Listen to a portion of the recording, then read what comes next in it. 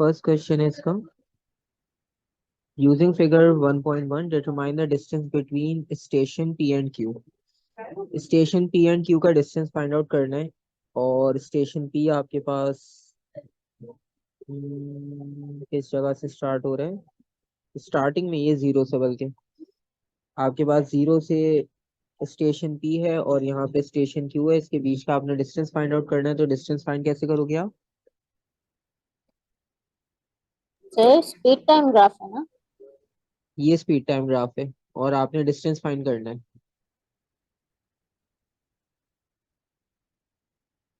आपने क्या area under the curve. करना? एरिया अंडर द कर्व से आप फाइंड करोगे। तो इसमें आपके पास दो शेप्स बन रही है सिंपल। आप दोनों एक शेप्स, ट्रायंगल बन रहा है, एक रेक्टेंगल। हाँ, एक ट्राइंगल और एक रेक्टेंगल। तो पहले ट्राइंगल का एक रेक्टेंगल का फॉर्मूला लगाएंगे यहाँ पर। बेस इसकी कितनी है? 52, 54, 56। ये पॉइंट आपके पास 56 बन रहा है। और हाइट आपके पास जो है वो 1 2 3 4 5, ये 78 है। 77 और मतलब अराउंड 78 और 76 के बीच में ही है। तो 77 या 78। ठीक है, इसमें इस तरह के क्वेश्चन में फिर वो थोड़ी सी लीनियंसी देते हैं मार्किंग में। अच्छा, तो रेक्टेंगल के लिए हम पहले डिस्टेंस जो हमारा हो, मल्टीप्लाई कर देंगे। हम्म, तो हमें area of rectangle plus area of triangle दोनों को ऐड करना है। तो रेक्टेंगल में हमारे पास 56 मल्टीप्लाई बाय 77 प्लस, अब ट्राइंगल के लिए 1/2 तो हमें पता है। और ये जा रहा है 122, 124, 126। तो 126 आपके पास फाइनल वैल्यू है और इनिशियल वैल्यू हमारी है 56। तो 126 में से 56 को माइनस कर लेंगे तो हमारे पास बेस की वैल्यू आ जाएगी।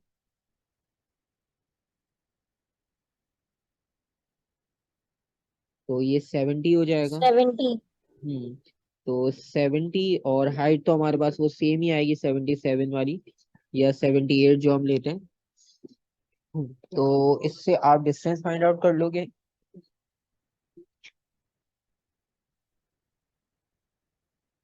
तो इसमें आपके पास आंसर आएगा 7,000।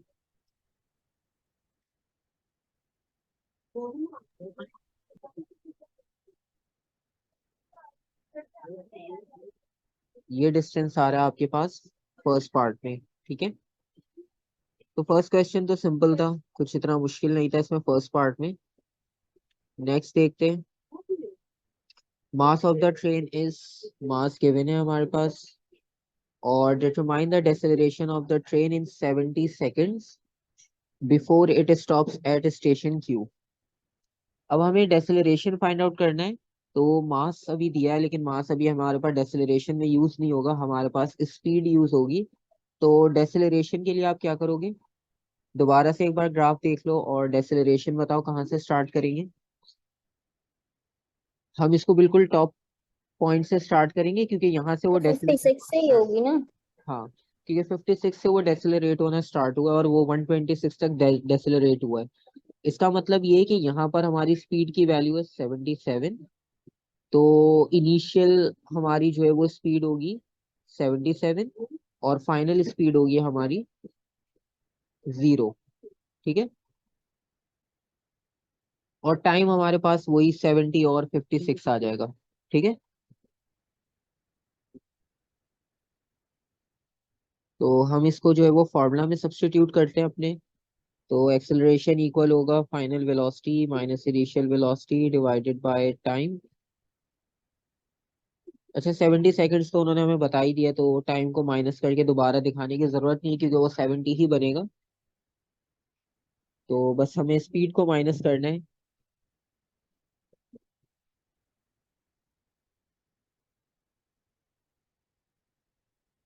तो ये आपके पास जो है वो डेसेलरेशन हो जाएगा। डेसेलरेशन माइनस में आएगा और माइनस का कॉन्सेप्ट हमें पता है क्योंकि स्पीड यहाँ पे डिक्रीज कर रही है।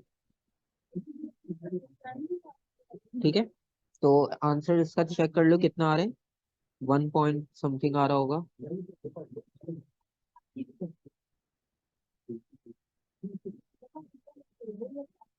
सर इसमें हम वो मेथड यूज कर सकते हैं ग्रेडियंट वाला? ग्रेडियंट से भी निकाल सकते हो, आपकी चॉइस है, लेकिन राइट। इजी है, इससे भी कर सकते हो। आपको ग्रेडियंट इजी लगता है तो आप ग्रेडियंट से कर लो, कोई इशू नहीं है। ओके ठीक सर। है, तो इसका आंसर कितना आ रहा है आपके पास, 1.1 मीटर पर सेकेंड स्क्वायर। ठीक है, सर अच्छा, इसमें नेगेटिव लिखने की जरूरत नहीं है ना?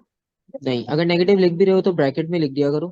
तो वो सही हमें सही। पता है कि वो साइन को रिप्रेजेंट करता है, क्योंकि इनकी मार्किंग स्कीम में भी नॉर्मली वो ब्रैकेट में लिख देते, क्योंकि उसका कॉन्सेप्ट बस पता होना चाहिए हमें, और कोई इतना प्रॉब्लम नहीं है उसमें। और नेक्स्ट वैल्यू हमारे पास है इसमें, कैलकुलेट द रिजल्टेंट फोर्स। अच्छा, रिजल्टेंट फोर्स हमने निकालनी है।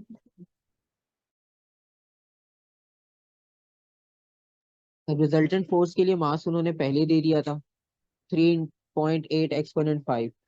ठीक है, और इसका मतलब ये है कि हम यहाँ पर कौन सा फॉर्मूला यूज करेंगे, F=ma। तो एक्सेलरेशन आपने फाइंड आउट कर ली है, मास आपके पास पहले से लिखा हुआ है, 3.8 × 10⁵ मल्टीप्लाई बाय 1.1। इसको जल्दी से मल्टीप्लाई करके देख लो आप।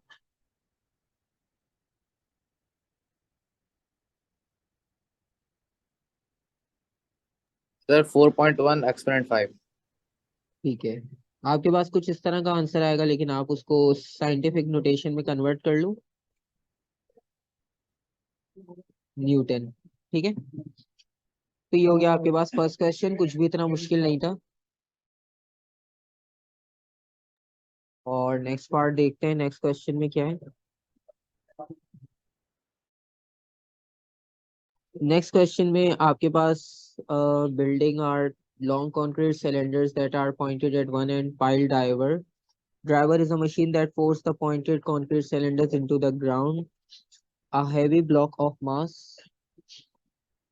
ठीक है, यहाँ पर हमारे पास एक मास आ गया ब्लॉक का, 2.9 exponent 4 is lifted into the air then drop on the top of a concrete cylinder. This forces the cylinder into the ground. It shows the heavy block. एक हैवी ब्लॉक आपके पास है, उसकी कुछ डायमेंशंस आपके पास लिखी हुई हैं,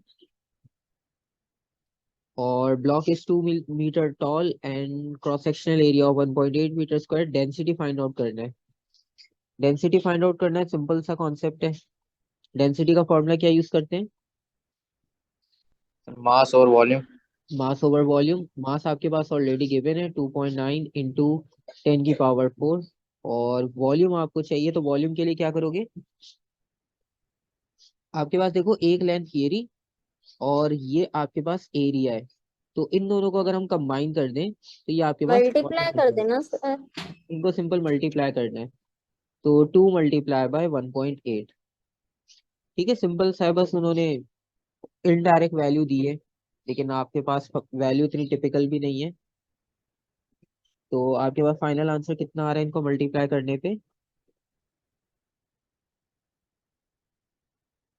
8.1। 8.1 इंटू 10⁻³ सही है, और यूनिट क्या लिखोगे, मास का kg per metre cube kg metre cube. Minus में। ठीक है, ठीक है, ये हो गया।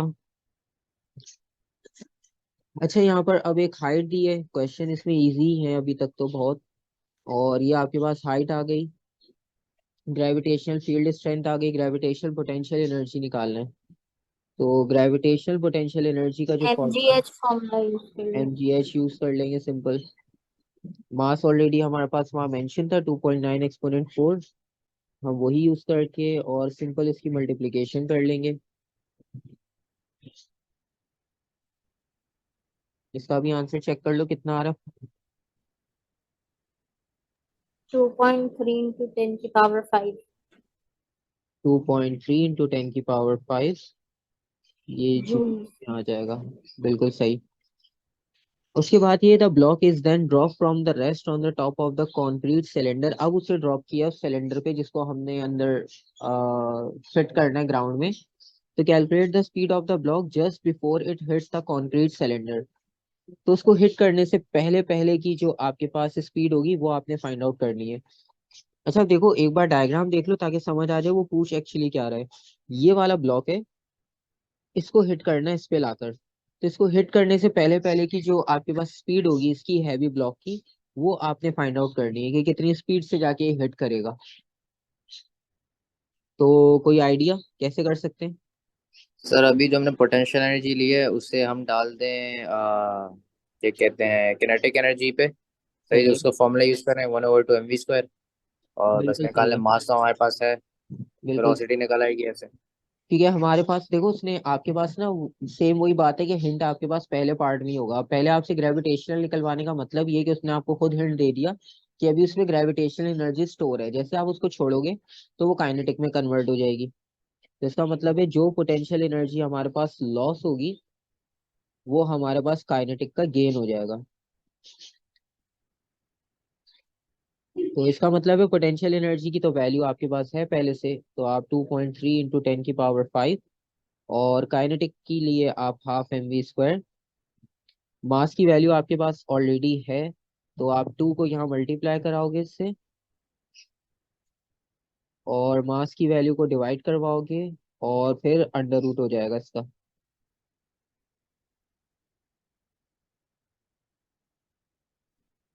तो ये आपके पास स्पीड की वैल्यू इससे आ जाएगी।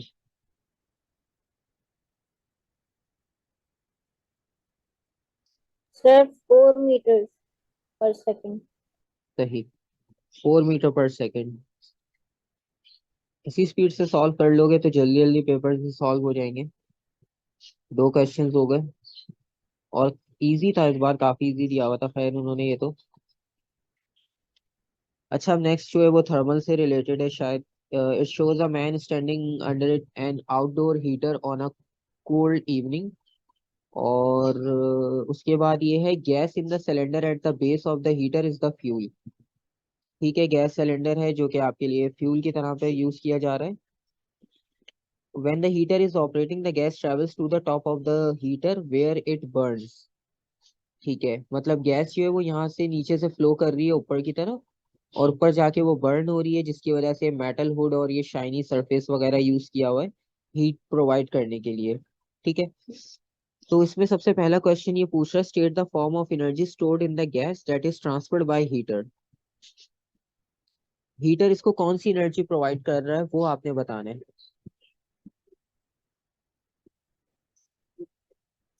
Stored in the gas that is transferred by the heater.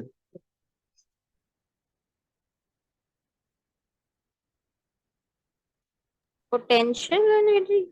Potential होगी और उसको आप एक नाम और साथ ऐड कर दो उसका, chemical potential. Chemical potential energy. हाँ क्योंकि गैस है ना तो केमिकल प्रोसेस होगा, तो हम उसे केमिकल पोटेंशियल एनर्जी यूज करेंगे। सर अगर आपने केमिकल एनर्जी सिर्फ लिखा तो। केमिकल एनर्जी असल में ये ना कि यहाँ पर कोई ऐसा जितना कोई मिक्सचर नहीं हो रहा तो पोटेंशियल लिखना जरूरी है। सही केमिकल है। पे फिर ये होता है कि ना मार्किंग कभी कभार हो जाती है कभी कभार नहीं होती, तो 50-50 वाला केस हो जाता है। सही। उसके बाद a metal screen surrounding the burning gas is heated by the burning gas until it is red hot. The hot metal screen warms the man who is standing under it. Describe how thermal energy in the red hot metal screen is transferred to the man and how it warms him.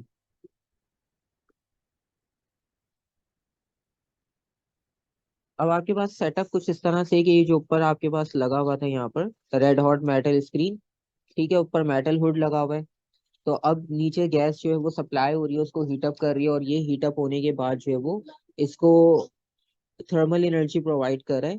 अब ये thermal energy provide जो कर रहा है अब इसका पूरा transfer बताने किस तरह से होगा, किस फॉर्म में कर रहा होगा।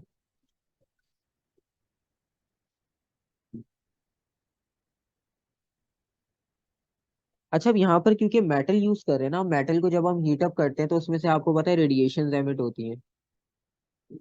तो इसका मतलब ये हुआ कि यहाँ पर जो रेडिएशंस होंगी वो आपके पास इस तरह से रिएक्ट करेंगी कि रेड हॉट मेटल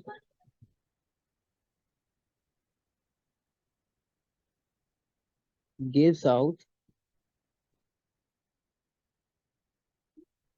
क्योंकि अब वो रेड कलर में हीट अप करने का रीजन ही है कि जिस तरह माइक्रोवेव में भी होता है, तो माइक्रोवेव तक पहुंचने से पहले आप इंफ्रारेड पास करोगे, तो उसमें से जो रेडिएशन होगी वो इंफ्रारेड रेडिएशन एमिट होगी। तो जो रेड हॉट आपके पास मेटल है वो आपको इंफ्रारेड रेडिएशन देगा। सर इंफ्रारेड एब्जॉर्ब होगी ना। हाँ, लेकिन मेटल उससे एमिट करेगा और मैन उसे अब्जॉर्ब करेगा। ठीक है, क्योंकि मैन का यूज करने का रीजन ही है ना कि उसको ऐसा हीटर यूज कर रहा है। ठीक है, तो वो अपना टेम्परेचर जो है वो इंक्रीज करना चाह रहे हैं, तो इसलिए वो उसके पास खड़ा हुआ है ताकि उसका टेम्परेचर इंक्रीज हो जाए। तो जो मेटल है वो तो आपके पास एमिट करेगा और जो मैन है वो उसे एब्जॉर्ब करेगा। ठीक है, तो इंफ्रारेड रेडिएशंस आपके पास जो है वो ट्रेवल करेंगी डाउनवर्ड मैन की तरफ। Infrared radiations travel towards the man.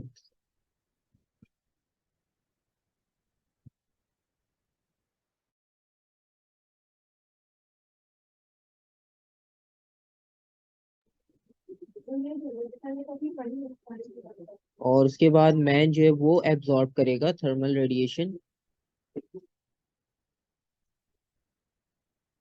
जो कि हमारे पास इंफ्रारेड है।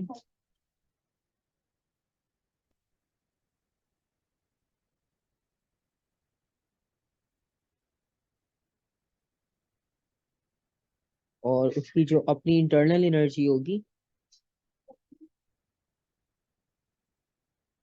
वो इंक्रीज हो जाएगी।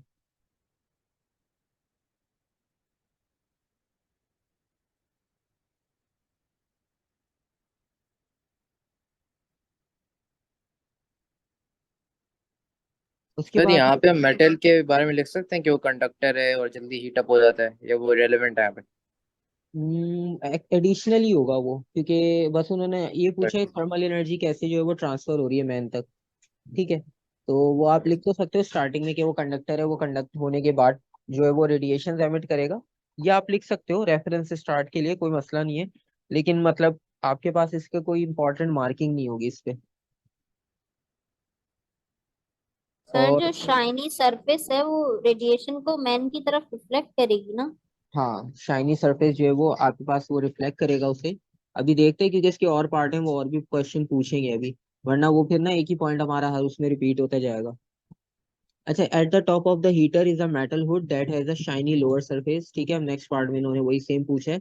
Explain why this makes the energy transfer from metal screen more efficient. तो अब इससे आपके पास एफिशिएंसी क्यों बढ़ेगी, अभी आपने खुद ही ये चीज ऐड की कि वो शाइनी सरफेस है, शाइनी सरफेस जो है वो गुड रिफ्लेक्टर होता है। तो आपके पास shiny surface is a good reflector and bad absorber. ठीक है, बैड एब्जॉर्बर है, गुड रिफ्लेक्टर, इसलिए वो हीट एनर्जी को एब्जॉर्ब तो करेगा नहीं, हाँ वो रिफ्लेक्ट उसको अच्छा करवाएगा, मतलब एमिट अच्छा करवाएगा वहां पर ऑफ रेडिएशंस।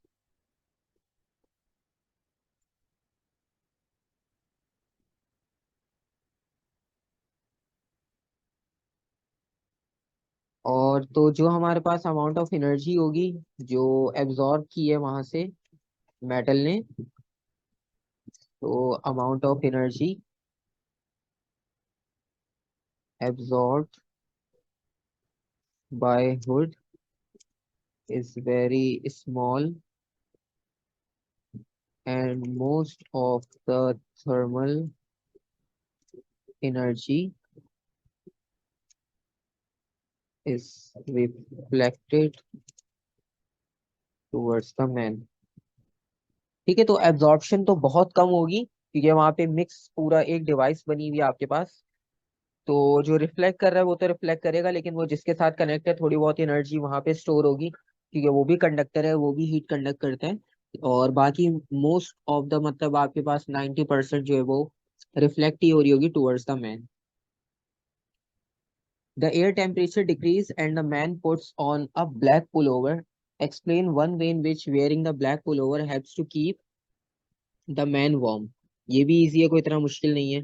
ये भी हम पहले डिस्कस कर चुके हैं कि नॉर्मली हम विंटर सीजन में डार्क कलर्स क्यों पहनते हैं, क्योंकि डार्क कलर पहनने से होगा ये कि आपके पास ब्लैक कलर जो है वो, सर ब्लैक कलर अच्छा एब्जॉर्बर है, तो वो गुड एब्जॉर्बर है। ब्लैक सरफेस ऑपोजिट है पुअर जो अपना। रिफ्लेक्टर है।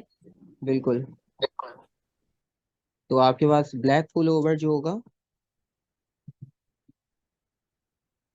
बल्कि हम ब्लैक कलर से शुरू करते हैं। Black colour is a good absorber of radiation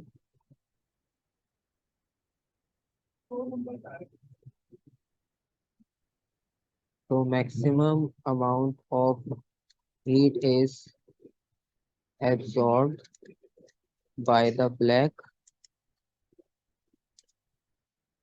pullover।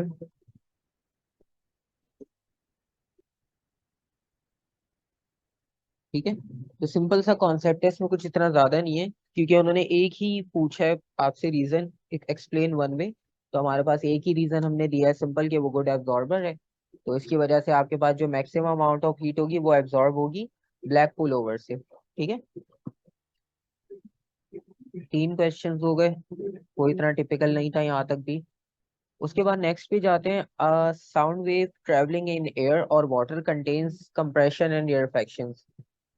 अच्छा, इसमें ये है कि आपके पास कंप्रेशन हो रहा है, रेयरफेक्शन हो रहा है साउंड वेव्स में, ये तो हमें पता ही है कि आपके पास ये प्रोसेस होता है। अब आपने इसमें ये बताना है कि describe an experiment to show that a medium is required to transmit sound waves. You may draw a label diagram if you wish. अच्छा, डायग्राम कंपलसरी नहीं है, लेकिन क्योंकि जब आप एक्सपेरिमेंट बताओगे तो फिर जाहिर सी बात है कि डायग्राम का भी आइडिया हो ही जाएगा कि हमने किस तरह से करना है। तो इसका एक्सपेरिमेंट बहुत सिंपल होता है कि इम्पोर्टेंट आपके पास ये है कि आपने ये बताना है कि इसे मीडियम रिक्वायर्ड है। ठीक है, अब मीडियम रिक्वायर्ड होने का मतलब ये है कि हमारे पास यहाँ पर जो एक्सपेरिमेंट होगा वो एक्सपेरिमेंट कुछ इस तरह का होगा। आपने वो एमसीक्यूज वगैरह में भी वो क्वेश्चन देखा होगा, जिसमें आपके पास एक जार दिया होता है सिंपल। आपके पास ये बेस आ गई, और उसके साथ हमने जो है वो एक जार ले लिया, ग्लास जार।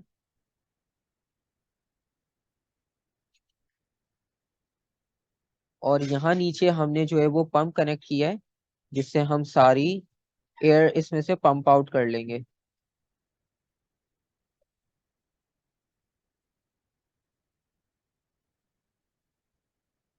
यहाँ पे हम सारी एयर पंप आउट कर लेंगे। और पंप आउट करने का मतलब ये है कि बेसिकली हम इसके अंदर लगा क्या रहे हैं, इसके अंदर हमने फिट किया है इलेक्ट्रिक बेल। ठीक है, यहाँ पर हम फिट कर रहे हैं इलेक्ट्रिक बेल। तो इलेक्ट्रिक बेल जब आपके पास यहाँ पे वर्किंग नहीं करेगी, मतलब आपके पास उसमें अपना नॉर्मल फंक्शन तो होगा। सर ये इवैक्यूएबल कंटेनर होगा ना? अब इसमें हम ये करेंगे बेसिकली कि जो कनेक्शन है वो तो हमारा आ गया, और कनेक्शन के बाद हमने क्या किया कि जो एयर थी वो सारी एयर हमने पंप आउट कर ली। तो इसका मतलब है अंदर सिर्फ वैक्यूम रह गया, अंदर सिर्फ हमारे पास अब वैक्यूम कर दिया हमने। तो अगर रिंग बेल होने सर की, हमें कोई सोर्स ऑफ साउंड भी चाहिए ना? सोर्स ऑफ साउंड आ गया इलेक्ट्रिक बेल। यहाँ से हम इसे पावर दे रहे हैं, इलेक्ट्रिक बेल एक अंदर बज रही है, लेकिन उसकी आवाज बाहर नहीं आ पा रही क्योंकि अंदर वैक्यूम कर दिया हमने पूरा। ठीक है, तो ये तो हमारे पास सोर्स आ गया इलेक्ट्रिक बेल का। और ये हमारे पास जो है वो जार है सिंपल सा ग्लास का। और बाकी जो है वो हमने कनेक्शंस के लिए वायर्स यूज किए हैं यहाँ पर। तो ये हमारा सिंपल सा है एक्सपेरिमेंट। ठीक है, डायग्राम बनाना कंपलसरी नहीं है, लेकिन अब ये है कि आपको याद रहेगा, क्योंकि मोस्ट आपके पास ये वाला क्वेश्चन आपको एमसीक्यूज में भी दिखा होगा कि अगर आपके पास जो है वो इसमें से हम पंप आउट कर लें, तो पंप आउट करने के बाद आपको क्यों नहीं साउंड सुनाई देता। तो उसका रीजन आपको पता है कि जब आपके पास वैक्यूम में कोई मीडियम ही नहीं होगा, तो आपके पास ट्रांसफर होगा ही नहीं कुछ भी। तो इसमें आप सिंपल लिखोगे place a bell jar on table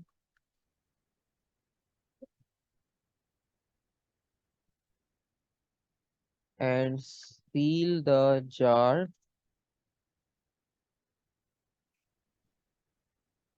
so no air can enter in it. Then with the help of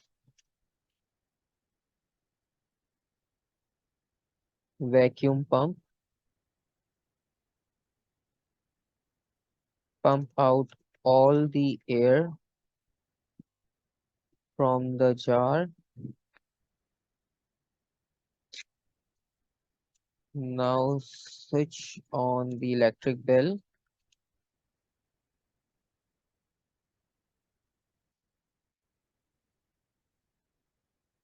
hanging in the jar.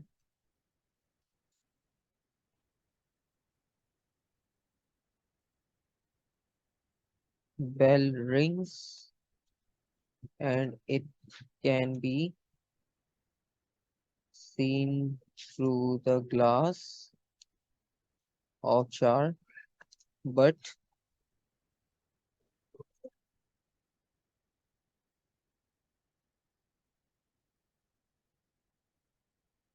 no sound of the bell will be heard. And it shows that sound requires medium to travel. ठीक है, तो ये आपके पास simple सा experiment होगा कि जिसमें आप सारी एयर पंप आउट करके आप चाहो तो पंप करने से पहले भी आप उसको एक बार रन करके चेक कर सकते हो कि वो रिंग कर रही है या नहीं। उसके बाद फिर सारी एयर पंप आउट करके उसको जो है वो रिंग करके आप चेक करोगे तो आपको उसकी मूवमेंट तो नजर आएगी, लेकिन उसका साउंड सुनाई नहीं देगा। इसका मतलब ये है कि आपके पास साउंड जो है वो वैक्यूम में ट्रेवल नहीं कर सकता। तो सिंपल क्वेश्चन था, कोई इतना टिपिकल नहीं है। उसके बाद नेक्स्ट है, when a sound wave passes through air और water the molecules of the air और water moves, describe the motion of the molecules due to the sound wave. Vibrate करेंगे। वाइब्रेट करते हैं, सिंपल। तो इसमें आप सिंपल सा लिखोगे कि molecules of medium vibrate about their fix position या मीन पोजिशन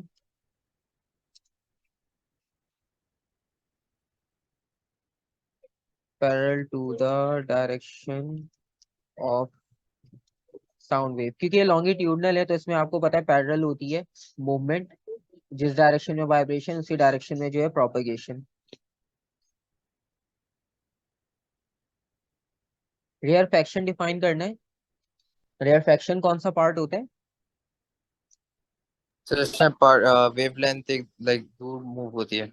बिल्कुल, उसमें point where molecules are further apart. हाँ, तो ये आपके पास जो है वो साउंड में होता है, ये भी सिंपल। और ये वो रीजन होगा आपके पास, reason in which molecules are far away from each other। और यहाँ पे प्रेशर भी लो होगा। वैसे एक मार्क का प्रेशर लिखना जरूरी नहीं है, एडिशनल एक हो जाएगा आपके पास, कहीं और लिखने पड़ जाते हैं तो आपको पॉइंट्स याद हो जाते हैं फिर। And the pressure of the wave is lowest. और उसके बाद कंटिन्यू है भी question number 4, the range of the audible sound frequencies for the dolphin is 75 hertz to 140,000 hertz in water. The speed of sound is 1500 meter per second. Calculate the smallest wavelength of sound in water that the dolphin can hear. Wavelength calculate करनी है simple, values से कर सकते हो जो given है। जी sir. ठीक है, तो आप जब वैल्यूज से कैलकुलेट कर रहे हो तो उसमें आपको पता है कि आपके पास यहाँ पर फ्रीक्वेंसी गिवन है। अब उन्होंने स्मॉलेस्ट का है ना, तो स्मॉलेस्ट का मतलब है हम ये फ्रीक्वेंसी ले लेंगे। और स्पीड जो है वो हम ये वाली ले लेंगे, सॉरी ये v होगा। तो डिवाइड करके आ जाएगा ना। हाँ सिंपल है, बस इसमें ये है कि वो 75 और 140,000 हर्ट्ज में शायद किसी को कंफ्यूजन हो जाए, जो कि होनी नहीं चाहिए। तो स्पीड आपके पास 1500 है, डिवाइडेड बाय 75, सॉरी 75 से क्यों एक करेंगे? मिनट एक मिनट एक मिनट, सॉरी आपके पास उससे फ्रीक्वेंसी नहीं करेंगे। ग्रेटर ग्रेट जो जहां तक है। मैक्सिमम से करेंगे, क्योंकि मैक्सिमम से। फ्रीक्वेंसी और वेवलेंथ जो है वो आपके पास इनवर्सली होते हैं, अगर एक इंक्रीज होगा तो दूसरा डिक्रीज हो जाएगा। तो उसने हमसे कहा है कि लोएस्ट वेवलेंथ यानी स्मॉलेस्ट वेवलेंथ, तो इसका मतलब है हाईएस्ट फ्रीक्वेंसी लेनी है। तो हाईएस्ट फ्रीक्वेंसी का मतलब है हमें ग्रेटेस्ट वैल्यू लेनी है। मैंने वो हाईएस्ट फ्रीक्वेंसी के लिए निकाल लिया था। ठीक है, तो आप इसको डिवाइड कर लोगे। सर 1.1 इंटू 10 की पावर -2 आ रहा है ठीक है, मीटर। सही। ये आपके पास हो गया क्वेश्चन नंबर 4 की wavelength.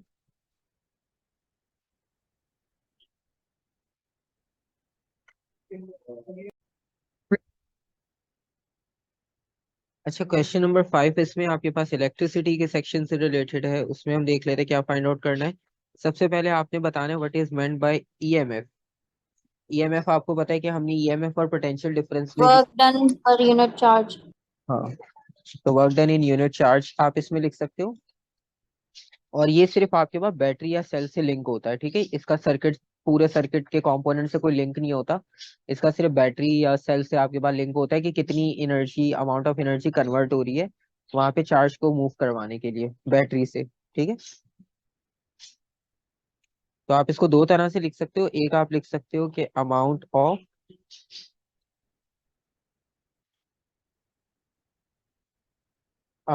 Of chemical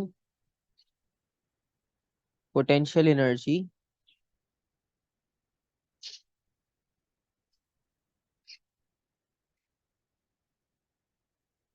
amount of chemical potential energy converted into, ठीक है। अगर ईएमएफ में कभी कभार कंफ्यूजन हो जाता है पोटेंशियल डिफरेंस के साथ, समझ नहीं आता डेफिनेशन क्या लिखे, तो आप ईएमएफ में ये वाली लिख लिया करो, कन्वर्जन वाली।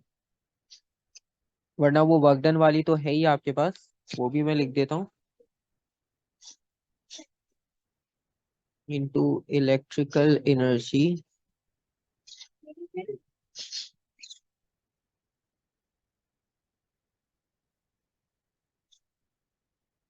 when a unit charge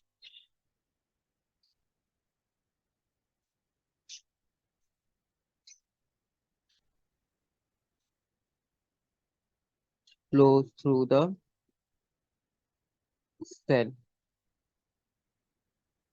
और दूसरी work definition work done per unit charge की भी आप लिख सकते हो, that is required to convert potential energy into electrical energy।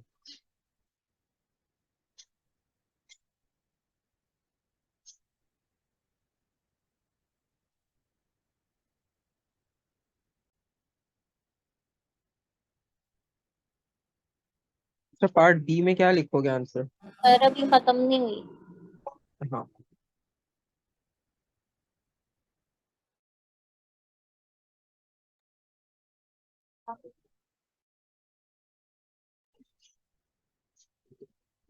चाहिए सर। अच्छा पार्ट बी में आपने एक एडवांटेज बताना है सेल को यूज करने का, पैरेलल कॉम्बिनेशन में सीरीज के कंपैरिजन में। अब आपके पास अगर सेल सीरीज में लगे हुए हो, sir the circuit does not break, अगर क्या कहते हैं एक सेल बंद हो जाए तो। सर ज्यादा इलेक्ट्रिकल एनर्जी अवेलेबल होगी। अच्छा एक जो रीजन बताया और ने वो तो बिल्कुल ठीक है कि हमारे पास जो है वो सर्किट ब्रेक नहीं होगा अगर एक भी सेल आपके पास बीच में से रिमूव हो जाए, ठीक है। तो इसका मतलब ये है कि आपके पास सप्लाई कंटिन्यूस रहेगी, ठीक है।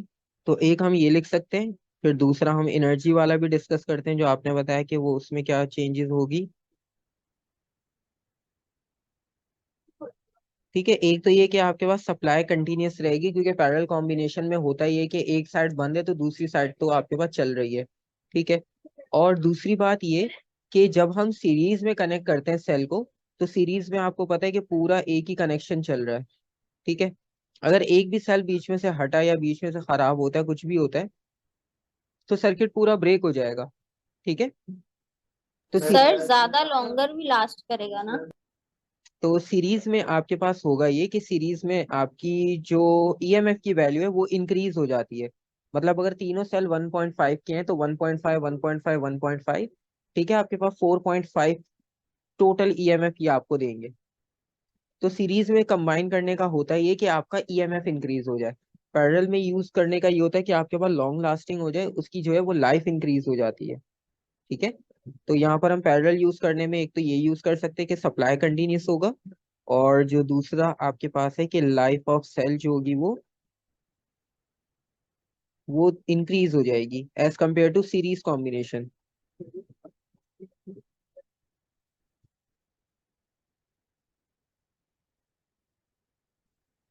तो ये आपके पास एडवांटेज है सिंपल सा। पार्ट सी,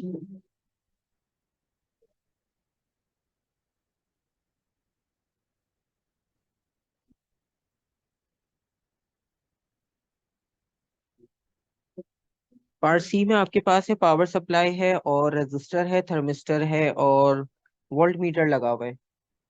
अच्छा, एक आपके पास जो है in series to a register of resistance, एक रेजिस्टेंस आपके पास 4000 की है और एक आपके पास थर्मिस्टर है, वोल्ट मीटर है। The temperature of the thermistor increase, explain what happens to the reading on the voltmeter. अच्छा, थर्मिस्टर की प्रॉपर्टी याद करो कि थर्मिस्टर का अगर हम टेम्परेचर इंक्रीज करते हैं तो उसके साथ साथ आपके पास कौन सी क्वांटिटीज चेंज होती है? Sir resistance decrease. तो रेजिस्टेंस आपके पास डिक्रीज हो जाएगी, बिल्कुल सही। और रेजिस्टेंस डिक्रीज होगी तो वोल्टेज पे क्या इफेक्ट पड़ेगा? कम आएगी सर वोल्टेज। इंक्रीज होगी। पक्की बात है, इंक्रीज होगी वोल्टेज। दोनों इंक्रीज हो जी। जाएगी। अगर रेजिस्टेंस इंक्रीज होती है तो वोल्टेज भी इंक्रीज होता है, क्योंकि देखो रेजिस्टेंस बढ़ने का मतलब ये होता है कि आप फ्लो ऑफ चार्जेस कम कर रहे हो। मतलब आपके पास एक बॉक्स में 100 बॉल्स है, दूसरे में आपके पास 0 है, आपने एक से दूसरे में ट्रांसफर करनी है। आपका ट्रांसफर करने का रेट अगर स्लो रहेगा तो आपका जो नंबर ऑफ बॉल्स का डिफरेंट है दोनों बॉक्सेस में, वो आपके पास हमेशा ज्यादा रहेगा। तो वो चीज होती है आपके पास वोल्टेज के हाई पोटेंशियल और लो पोटेंशियल का डिफरेंस। अगर आपकी रेजिस्टेंस कम है तो इसका मतलब ये है कि आपका बॉल ट्रांसफर करने का रेट फास्ट हो जाएगा, क्योंकि रेजिस्टेंस कम है। सर रीडिंग इंक्रीज हो जाएगी ना? तो रेजिस्टेंस कम होने का मतलब ये हुआ कि वोल्टेज भी आपके पास डिक्रीज करेगा, और अगर रेजिस्टेंस बढ़ती है तो वोल्टेज भी आपके पास साथ बढ़ता है। तो ये वोल्टेज और रेजिस्टेंस डायरेक्टली प्रोपोर्शनल है, सिर्फ टेम्परेचर के साथ इनवर्सली प्रोपोर्शनल होता है थर्मिस्टर। और फिलामेंट जो है वो डायरेक्टली प्रोपोर्शनल होता है, ठीक है। फिलामेंट में टेम्परेचर बढ़ाते हैं तो आपके पास रेजिस्टेंस भी बढ़ जाती है। तो खैर यहाँ पर आपने बताना explain what happens to the reading on the voltmeter. तो शुरू से हम इसको एक्सप्लेन करेंगे। सबसे पहली चीज कि अगर टेम्परेचर इंक्रीज होता है, if temperature of the thermistor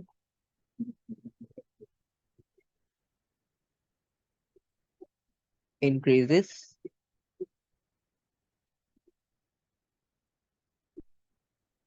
the resistance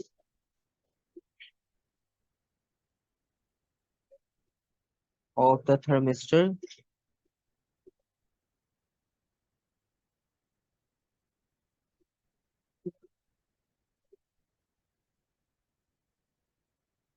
will decrease। Temperature increase होगा तो थर्मिस्टर का रेजिस्टेंस डिक्रीज हो जाएगी, और जो वोल्टेज होगा वो भी आपके पास, and the potential difference of the thermistor through the thermistor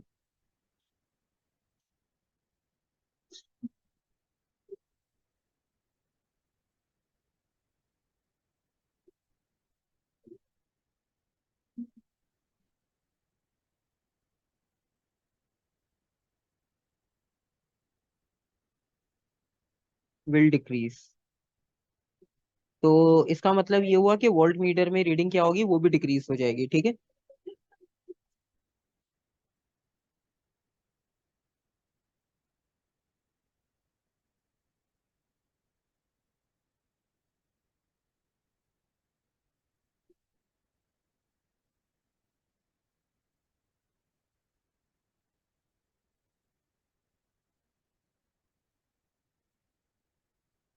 So reading on voltmeter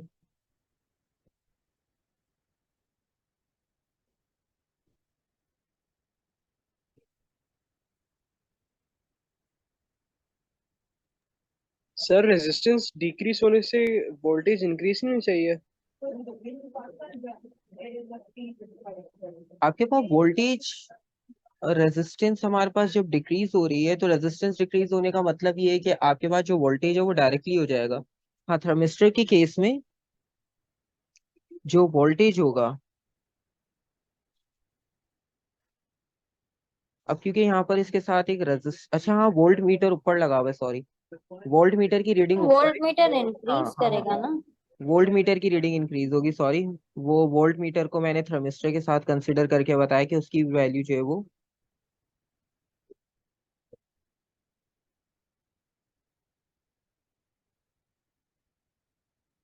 आपके पास इसकी वैल्यू जो है वो रेजिस्टेंस डिक्रीज हुई है और इसका पोटेंशियल डिफरेंस डिक्रीज हुआ है, तो इस वाले की आपके पास जो है वो इंक्रीज हो बढ़ जाएगा। गई होगी।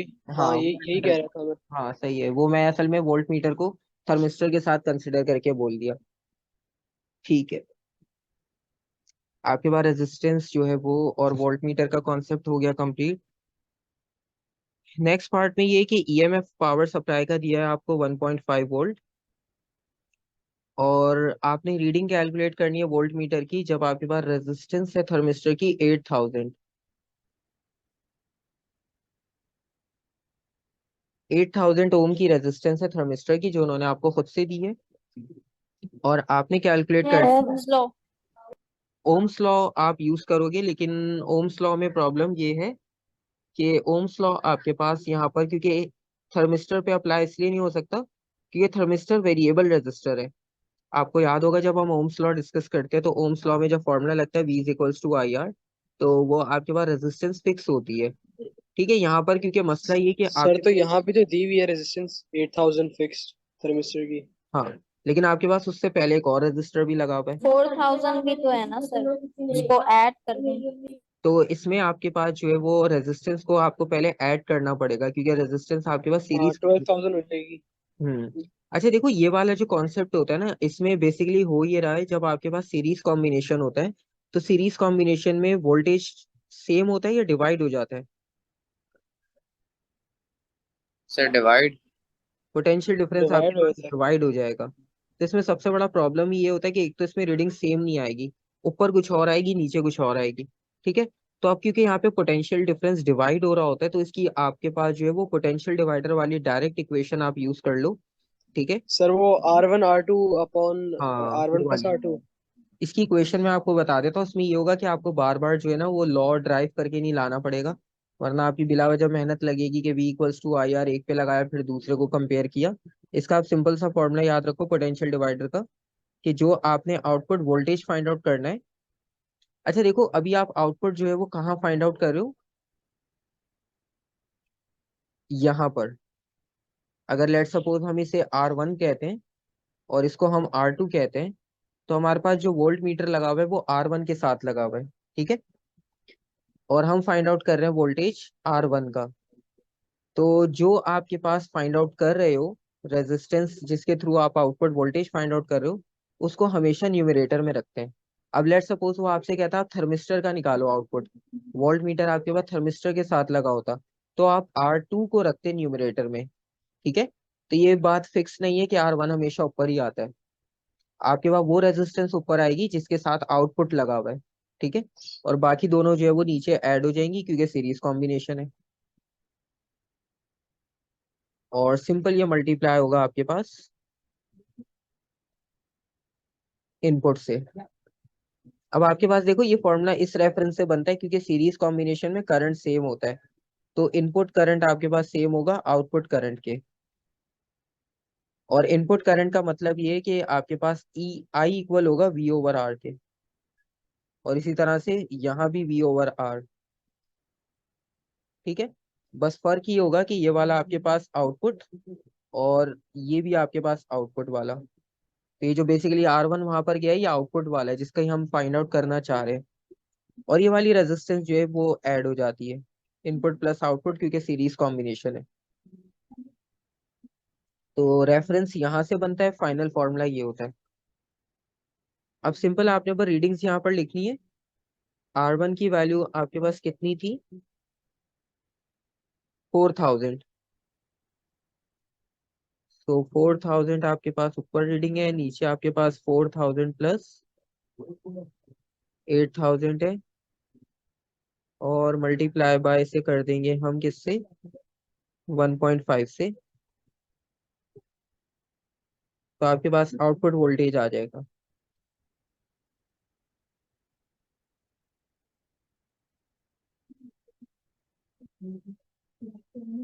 कितना आंसर आ रहा है फाइनल? 0.50 0.53। ठीक है, 50। ओके। 0.50 आ गया आपके पास फाइनल आंसर वोल्ट्स में। ठीक है, इलेक्ट्रिसिटी हो गया कंप्लीट।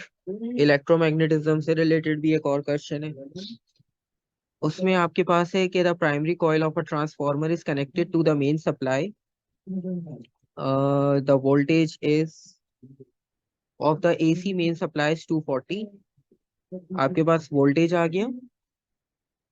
ये इनपुट वोल्टेज है जो मेन सप्लाई से हमें मिल रहा है। डायग्राम आपके पास गिवन है, explain why a voltage is produced in the secondary coil. पहला तो कॉन्सेप्ट बिल्कुल सिंपल सा आपने बताना है कि आपके पास सेकेंडरी कॉइल में वोल्टेज क्यों प्रोड्यूस हो रहा है। क्या रेफरेंस दोगे?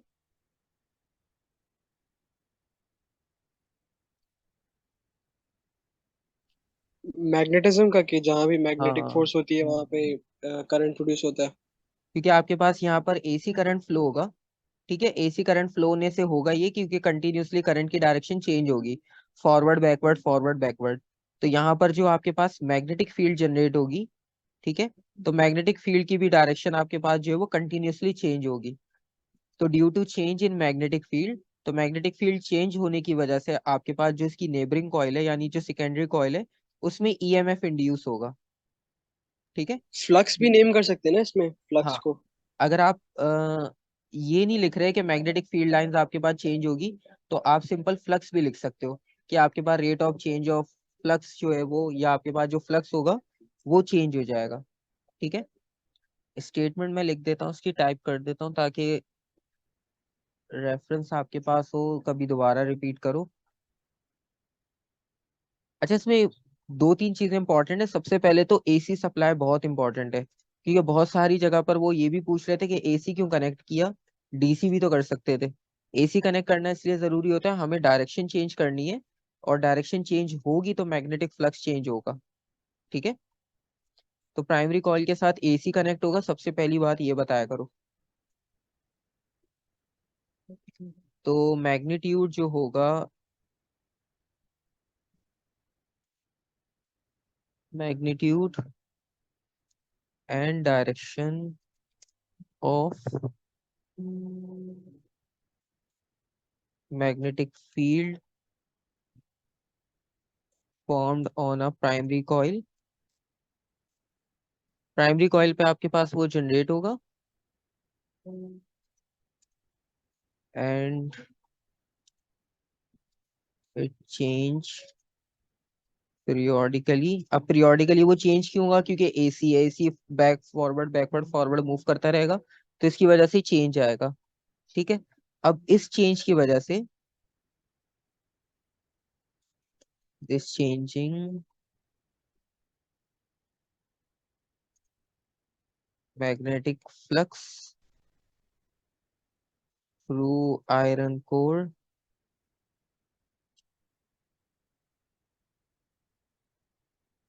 passes through the secondary coil, and due to change in magnetic flux, EMF will induced in the secondary coil। ठीक है, ये आपके पास हो गया कॉन्सेप्ट, और इसमें से आप जो है वो सिंपल लिख सकते हो कि क्यों आपके पास ईएमएफ इंड्यूस हो रहा है। ठीक है, नेक्स्ट उसके बाद देखते हैं, नेक्स्ट उसमें आपसे क्या पूछा है।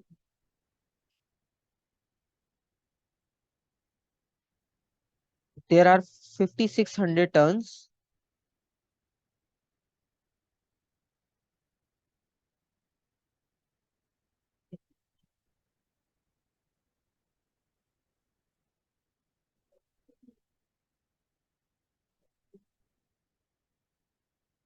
आपके पास 5600 टर्न्स हैं प्राइमरी कॉइल पे और 35 टर्न्स है सेकेंडरी कॉइल पे। Output of the transformer calculate करना है आपने। तो फॉर्मूला कौन सा यूज करेंगे हम इसमें, पहले हम देख लेते हैं हमारे पास और क्या वैल्यू गिवन थी। 240 वोल्ट हमारे पास जो है वो इनपुट वोल्टेज गिवन था, ठीक है।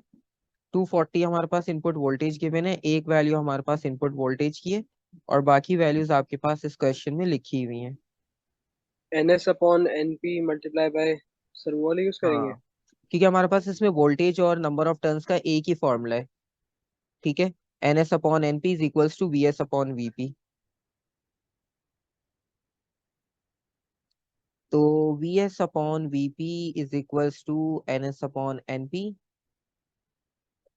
आपने सिंपल वैल्यूज का सब्स्टिट्यूट करना है। तो सेकेंडरी का अभी हम फाइंड आउट कर रहे हैं। सेकेंडरी का हमें वोल्टेज पता नहीं है, प्राइमरी का वोल्टेज हमें पता है 240 और नंबर ऑफ सेकेंडरी कितने टर्न्स हैं 350 और प्राइमरी में है 56। तो आप जो है वो इससे आउटपुट कैलकुलेट कर लो कि आउटपुट वोल्टेज कितना आ रहा है।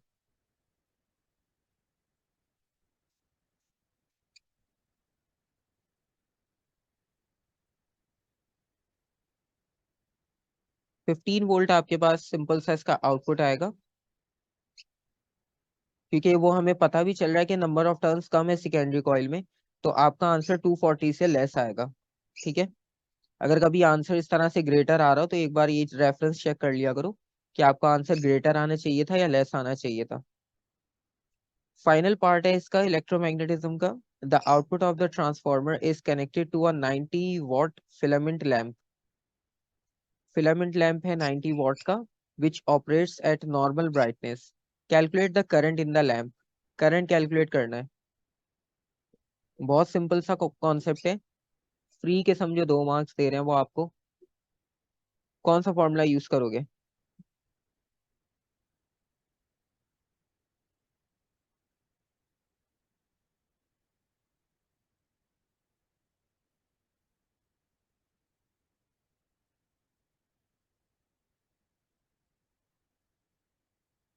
अच्छा देखो, आपने जो है वो करंट फाइंड आउट करना है। करंट फाइंड आउट करने के लिए पावर की वैल्यू उन्होंने आपको दे दी, वोल्टेज की वैल्यू आपके पास मेंशन है।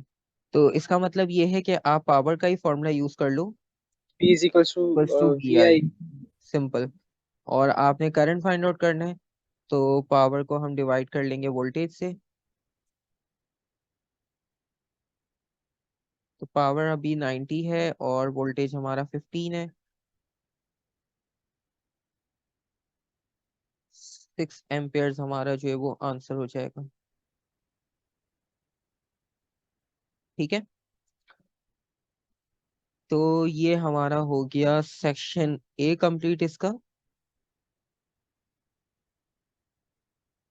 अब इसका सेक्शन बी भी देख लेते हैं, ये जल्दी थोड़ा शायद कंप्लीट हो जाएगा क्योंकि शुरू के क्वेश्चन तो टिपिकल नहीं थे इसमें, बहुत सिंपल दिए थे इन्होंने। अच्छा, सेक्शन बी में फर्स्ट क्वेश्चन है, copper is sometimes chosen as a material to make pans for heating liquids. और नेक्स्ट उसमें ये है कि the top surface of the water in the pan cools as water evaporates. A convection current causes the rest of the water to cool. Explain how this convection current is produced. Convection के बारे में बताना है कि ये जो उसने आपको प्रोसेस बताया है कि जिसमें आपके पास जो top surface of the water in the pan cools as water evaporates, a convection current causes the rest of the water to cool. अब ये कन्वेक्शन किस तरह से आपके पास वाटर का टेम्परेचर डिक्रीज करने में हेल्प करता है ये आपको बताना है,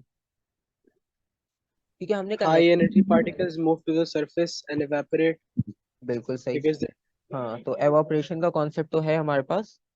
तो सबसे पहले हम लिखेंगे कि यहाँ पर आपका जो कोल्ड वाटर है, cold water on top of the surface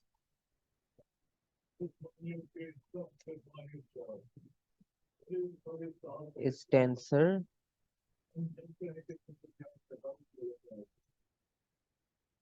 than the water in the body of liquid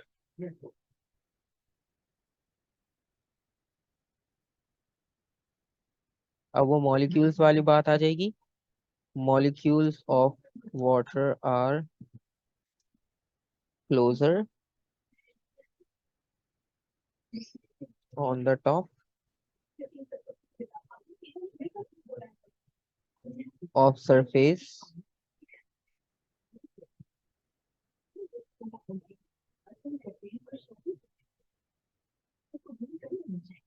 तो जो डेंस वाटर है आपके पास मतलब जो अगर कोल्ड वाटर होता है जिसका टेम्परेचर कम है तो उसकी डेंसिटी हाई होगी तो वो नीचे की तरफ सिंक होगा और जिसका टेम्परेचर हाई होगा वो आपके पास ऊपर की तरफ मूव करेगा ठीक है तो एवापोरेशन का तो उन्होंने कॉन्सेप्ट आपको बताया तो बस आपने कन्वेक्शन को थोड़ा सा यहाँ पे क्लियर करना है तो मॉलिक्यूल्स जो होंगे वाटर के वो जहाँ पे टेम्परेचर कम है वहां पे एक दूसरे के क्लोज होंगे ठीक है और डेंस होने की वजह से वो आपके पास सिंक हो जाएंगे and dense cold water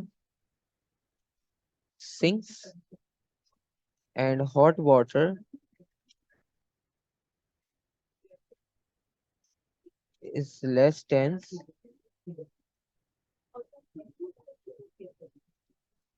so water molecules rises up this sets in convection current in the water ठीक है तो अब हमने बस इसमें ये रीजन बताना था कि हॉट वाटर आपके पास क्यों ऊपर की तरफ मूव करता है तो उस कॉन्सेप्ट को बस क्लियर करना था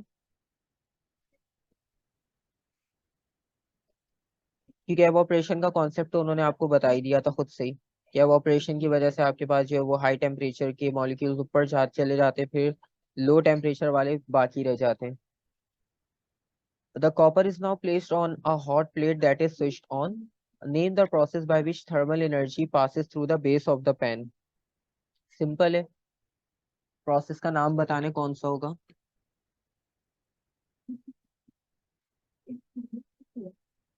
आपके पास जो यहाँ पे प्रोसेस होगा वो कंडक्शन का होगा क्योंकि हमने इसे हॉट प्लेट पे रखा है तो डायरेक्ट आपके पास हीट का सप्लाई होगा कंडक्शन प्रोसेस और copper remains a solid when heated up to 1000 degree Celsius जब तक उसे हमने 1000 डिग्री तक सेल्सियस हीट किया तो तब तक वो आपके पास सॉलिड ही था State one other reason why it is sensible to make a pen out of copper.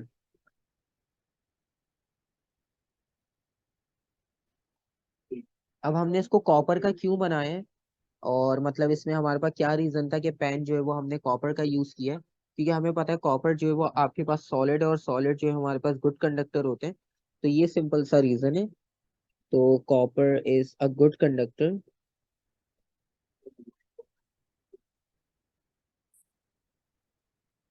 Copper is a good conductor of heat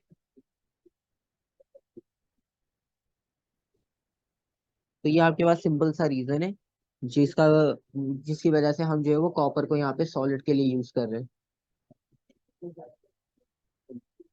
और पार्ट सी ये है कि the water in the pan is heated from 17 degree Celsius और इसको हम 17 degree Celsius से start कर रहे हैं हीट करना अंटिल इट एमजीएच का स्टार्ट्स फॉर्मूला क्या चीज एमजीएच का फॉर्मूला लगेगा एमजीएच का लगाओगे स्पेसिफिक हीट कैपेसिटी का ना या नहीं एमसीटी होता है एमजीएच कह रहे हो एमसीटी कह रहे अच्छा हाँ हो हाँ वो अच्छा एमसी हाँ कौन सा वो ये स्पेसिफिक हीट कैपेसिटी का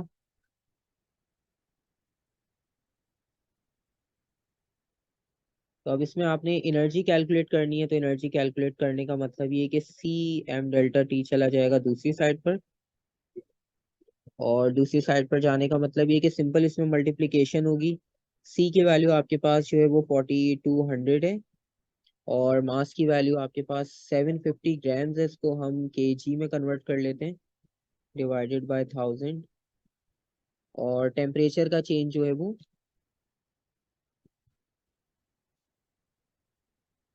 83 होगा, 100 minus 17,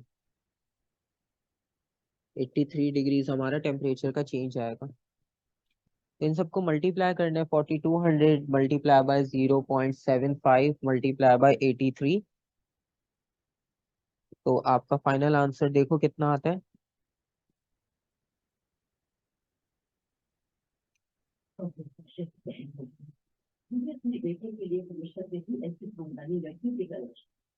two point six exponent 5 आएगा, ठीक है। वैसे जर्नल अगर आप कैलकुलेट कर रहे हो तो इसका आंसर आपको कुछ इस तरह से मिल रहा है 261450, और हमें उसको साइंटिफिक में कन्वर्ट करना है टू सिग्निफिकेंट फिगर्स में, तो 2.6 और बाकी सबको हम ले जाएंगे एक्सपोनेंट में।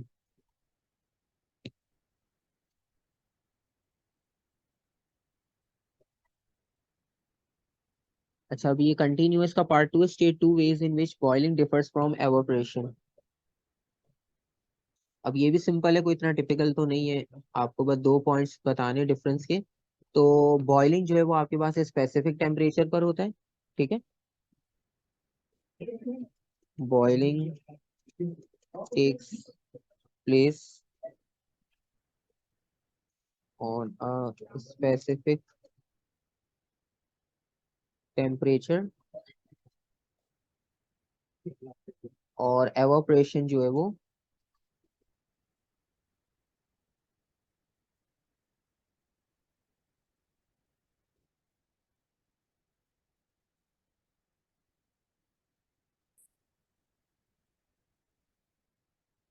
On any temperature. तो किसी भी टेम्परेचर पे पॉसिबल है, लेकिन बॉइलिंग के लिए स्पेसिफिक होना चाहिए। और दूसरा ये कि आपके पास बॉइलिंग जो है वो पूरे आपके पास सरफेस में होगा वाटर के। Boiling takes place in whole body of liquid, और एवापोरेशन सिर्फ आपके पास ऊपर वाले सरफेस पे होता है। Evaporation occurs on the top surface of the liquid। ये हो गया हमारे पास इसका डिफरेंस। उसके बाद है at 100 degree Celsius the temperature of the water stops increasing even though energy is still being transferred to the water, और explain in terms of molecules why thermal energy is needed to change the state of water from liquid to gas. 100 degree Celsius पे आपके पास अब temperature तो बढ़ता नहीं है water का, वो हमें पता है, अगर आप उसे अभी भी एनर्जी सप्लाई कर रहे हो तो। अब आप यहाँ पर अगर इन टर्म्स ऑफ मॉलिक्यूल्स बताना चाहते हो कि why thermal energy is needed to change the state of the water from liquid to gas, तो हमें क्यों एनर्जी रिक्वायर्ड है, और आप उसको मॉलिक्यूल्स के टर्म्स में बताओगे कि हमें एनर्जी की रिक्वायरमेंट यहाँ पर क्यों है, कि हम उसे एक फॉर्म से दूसरी फॉर्म में कन्वर्ट करें, that is from liquid to gas.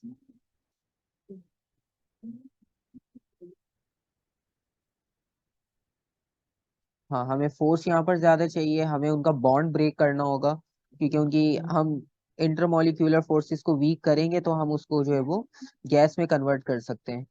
तो जो हम एनर्जी यूज कर रहे हैं, energy is use to increase the distance between molecules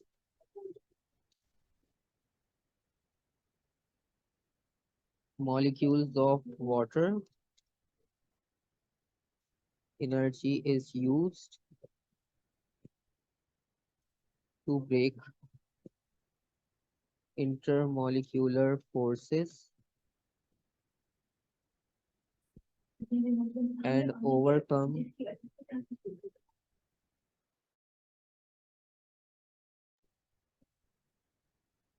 overcome these forces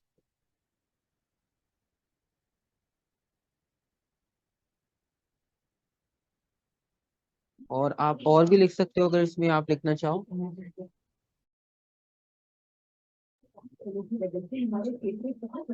It is also used to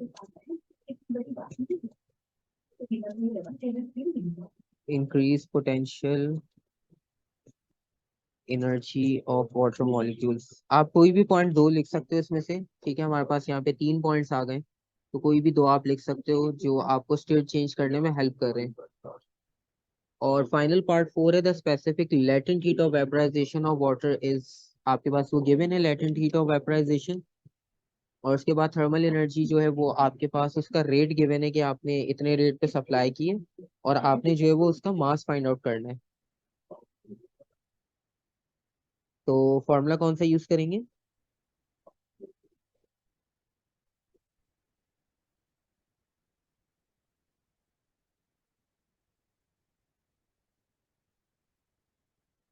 अच्छा, आपके पास अगर लेटेंट हीट ऑफ वेपराइजेशन की आप बात करो तो लेटेंट हीट ऑफ वेपराइजेशन का मतलब ये है कि आप यहाँ पर एनर्जी को E is equals to M L B, ठीक है, यानी E is equals to mass into latent heat of vaporisation, ये सिंपल सा फॉर्मूला यूज होता है। ठीक है, इसमें से आपने मास निकालना है।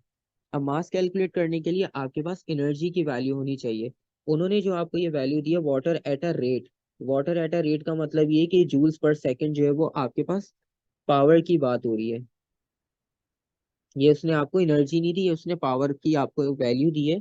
तो अगर आपने एनर्जी फाइंड आउट करनी है तो आप एनर्जी के लिए फॉर्मूला यूज कर सकते हो simple, energy is equals to V I T. V I T का मतलब ये हुआ कि पावर इंटू टाइम। तो पावर आपके पास जो है वो 10 मिनट्स की बात हो रही है यहाँ पर, टाइम 10 मिनट्स है, इसको सेकंड्स में लेंगे हम। तो 1300 मल्टीप्लाई बाय 10 मल्टीप्लाई बाय 60, तो आपके पास जो एनर्जी का फाइनल आंसर होगा वो इक्वल होगा 78, ये जूल्स हो जाएगा। ठीक है, पीटी ओवर आई भी हम इसको कर सकते हैं। और फाइनल जब आप इसको इस फॉर्मूला में सब्स्टिट्यूट करोगे तो मास आपके पास इक्वल हो जाएगा energy over latent heat. Energy आपके पास 78 फाइंड आउट कर चुके हो आप। इसको आप डिवाइड कर लो लेटेंट हीट से, जो कि गिवन है 2.3 एक्सपोनेंट 6, और इसको डिवाइड करने के बाद जो आपका फाइनल आंसर होगा तो that will be equal to 0.34 kg।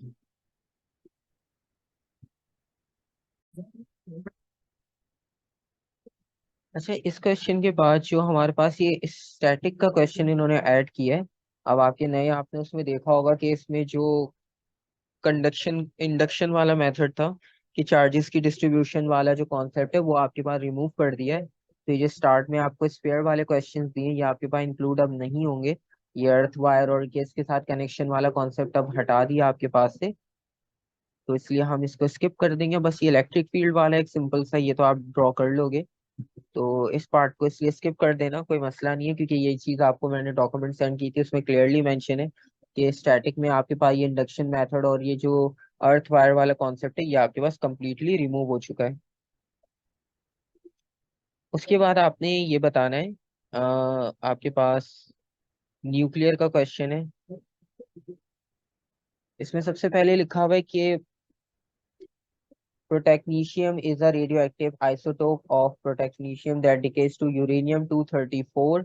Uranium में आपके पास ये डिके हो रहा है। Compare the nuclide notation with the nuclide notation of uranium and deduce what this shows about what is emitted from a nucleus of protactinium it decays to uranium. आपने ये देखना है कि इनकी नोटेशन देखकर आपने बताना है कि इसमें से क्या डिके हुआ होगा, क्योंकि आपको अल्फा बीटा गैमा का डिके तो पता है, तो उसको चेक करते हुए आपने बताना है कि आपके पास डिके कैसा होगा, अल्फा होगा, बीटा होगा, गैमा होगा।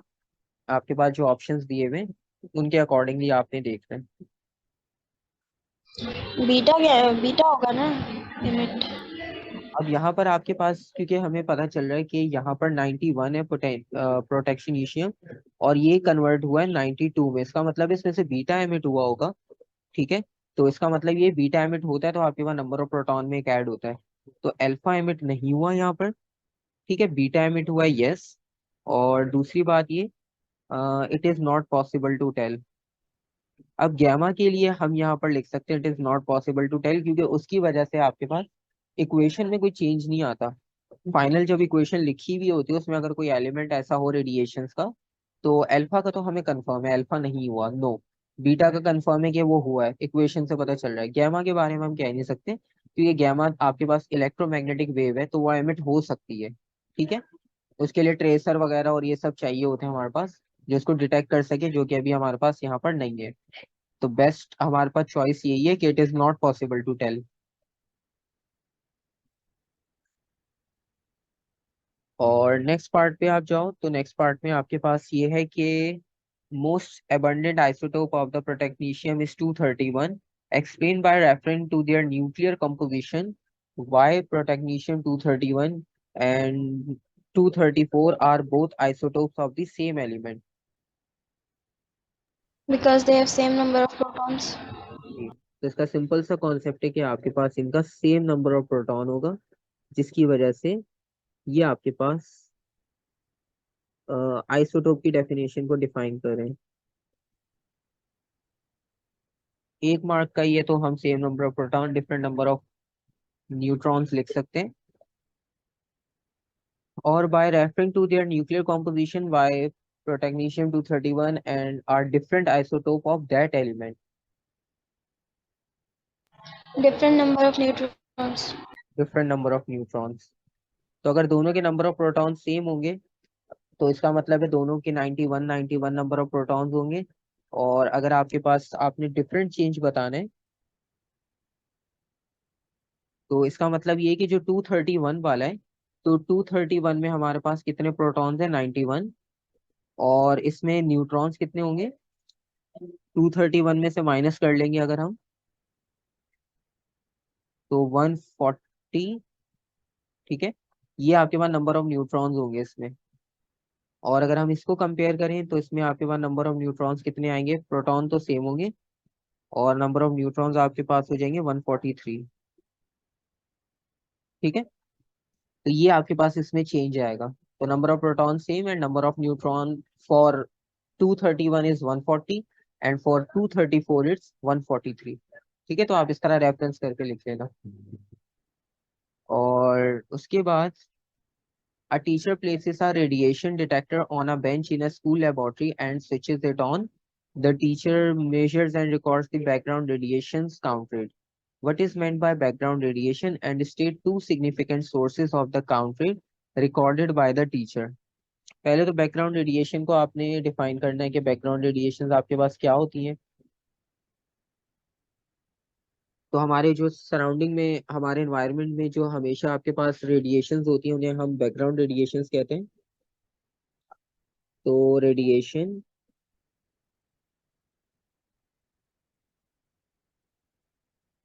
which is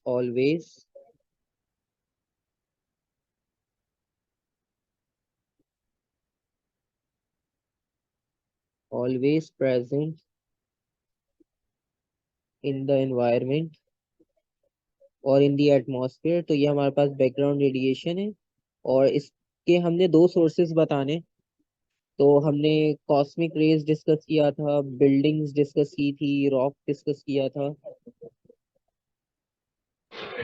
Bench. वो भी आपके पास है। तो मिनरल्स, रॉक्स, ठीक है, मल्टीपल हमारे पास ऑप्शंस थे, कोई से भी आप दो लिख लो, इजी है, इतना मुश्किल नहीं है। उसके बाद है कि the teacher moves a sample of protactinium 234 so that it is next to the detector. Suggest one precaution that ensures that the sample is moved in a safe way. तो अब आपके पास जो है वो इसको सेफ वे में कैसे यूज करना है, तो उसके लिए एक प्रिकॉशन बेस्ट सबसे बताओ कौन सा होगा। हमें जब इसको लिफ्ट करना है, ठीक है, क्योंकि यहाँ पर मूवमेंट की बात हो रही है, तो मूव करने के लिए हमारे पास यहाँ पे जो है वो टोंग्स यूज करना होगा। हम उससे फोर्सेप्स जो होते हैं उसको हम यूज करके उससे होल्ड करेंगे। तो वो हमारा सबसे बेस्ट सेफ्टी प्रिकॉशन होगा, क्योंकि हमने इसे मूव करना है। Use tongs to hold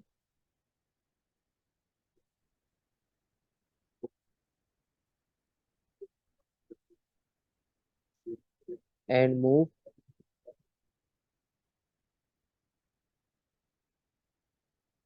radioactive material. Third party है कि the count rate is measured every 20 seconds with the sample present and then corrected for background radiation. figure 9.1 shows a graph for the corrected count rate against time for the protecnetium 234 sample। ठीक है, हमारे पास इसकी graphical representation है। सबसे पहले बताना है explain why many of the crosses do not lie on the curve। Because हमारे पास इसका रीजन हमने पढ़ा है कि रैंडम आपके पास होता है, रैंडम और स्पॉन्टेनियस होता है रेडियो एक्टिविटी का प्रोसेस। तो radiation is a random process. तो रीडिंग्स जो होंगी, readings on the detector will fluctuate।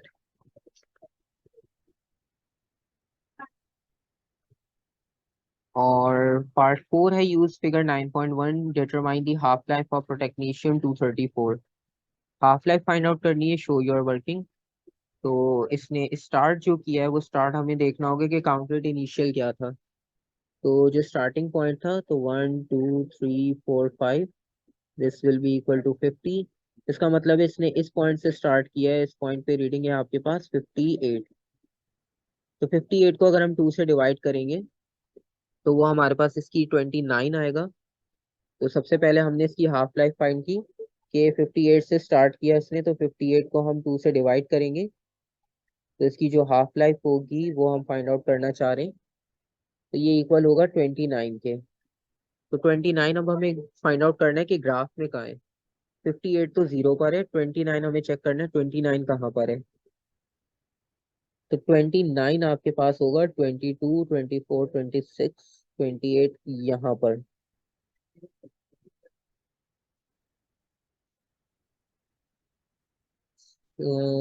एक मिनट, टाइम को मैंने गलत मार्क कर दिया। अच्छा, 22 24 26 28 ये आपके पास 29 यहाँ पर है। और 29 को अब हमने मैच करना है अपने ग्राफ में कि वो किसके साथ जाके कोइंसाइड करेगा। तो ये आपके पास कुछ यहाँ पे कोइंसाइड कर रहा है। तो आपके पास ये 40 है और यहाँ पर हमें टाइम देखना होगा कितना है। अब 4 का यहाँ पे डिफरेंस है, तो इसका मतलब ये कि 10 डिविजन्स आपके पास जो है वो 40 के बीच में डिवाइड हुए हैं, तो एक डिवीजन 4 का होगा। तो 44 48 52 56 60 64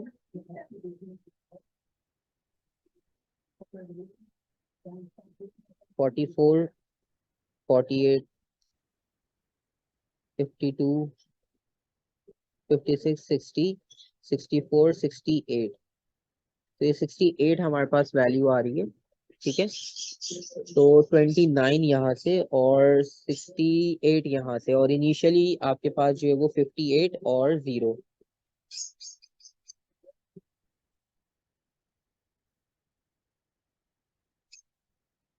तो इसका मतलब ये हुआ कि आपके पास हाफ लाइफ जो है वो हमारे पास नीचे टाइम सेकंड्स में गिवन है। तो हमारे पास जो हाफ लाइफ आ रही है वो 68 सेकंड्स की आ रही है। ठीक है, आप इसको स्ट्रेट मार्क करना तो 67 66 शायद डिफरेंस आ जाए।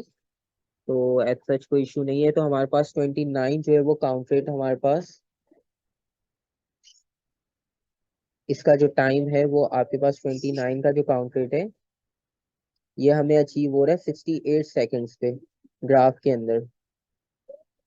तो इसका मतलब ये है कि हाफ लाइफ आपके पास 68 सेकंड्स की है। और फाइनल पार्ट ये कि the uranium 234 formed from the protectetium 234 is also radioactive. Its half-life is many thousands of years. Explain why the radiation from uranium 234 does not affect the count rates measured in the experiment. अच्छा, अब इसमें ये लिखा है कि uranium जो है वो आपके पास इसमें हमें मिल रहा है प्रोटेक्नीशियम के बाद, जिसकी हाफ लाइफ है आपके पास मैनी थाउजेंड्स ऑफ ईयर। तो आपने बताना है कि जो रेडिएशंस निकल रही हैं यूरेनियम 234 से वो काउंट रेट को क्यों इफेक्ट नहीं कर रही। तो उसमें काउंट रेट को इफेक्ट ना करने का रीजन ये है कि अब आपके पास जो अभी प्रोटेक्नीशियम था उसकी हाफ लाइफ है 68 सेकंड, मतलब वो ऑलमोस्ट 1 मिनट के करीब करीब जो है वो हाफ डिके हो जाता है इतनी जल्दी। और जो यूरेनियम है हमारे पास 234, उसकी आपके पास जो लाइफ होती है वो अराउंड 5700 ईयर्स की हाफ लाइफ होती है। इतने सालों बाद जाके वो हाफ टिके होता है। तो जब तक 68 सेकंड्स वहां पे पास होंगे तो तब तक तो उसमें से बिल्कुल ही 0.001% कुछ डिके हुआ होगा, तो वो हमारे पास ना होने के बराबर है, तो इसकी वजह से आपके पास रीडिंग पे कोई इफेक्ट नहीं आएगा। तो यहाँ पर हम सिंपल लिखेंगे कि half life of uranium 234 is around 5700 years. अगर आपको ईयर नहीं भी याद तो आप मैनी ईयर्स लिख सकते हो, क्योंकि उन्होंने भी लिखा हुआ है ऊपर 1000 years.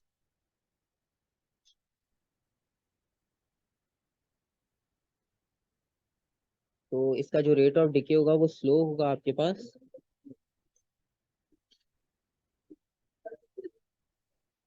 It's rate of decay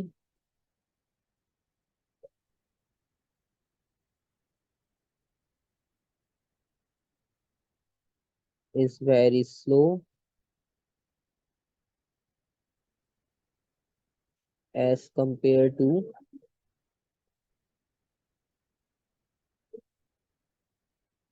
technetium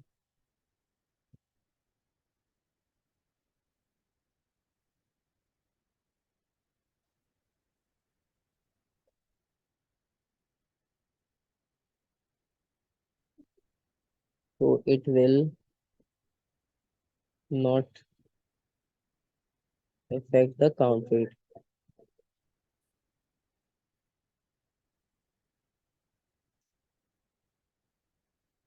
तो ये आपके पास इसका फाइनल आंसर हो गया फाइनल क्वेश्चन का। ठीक है, तो ये वेरिएंट भी कंप्लीट हो गया आपके पास जो कि इंक्लूडेड था, इसको कैंसिल कर देना।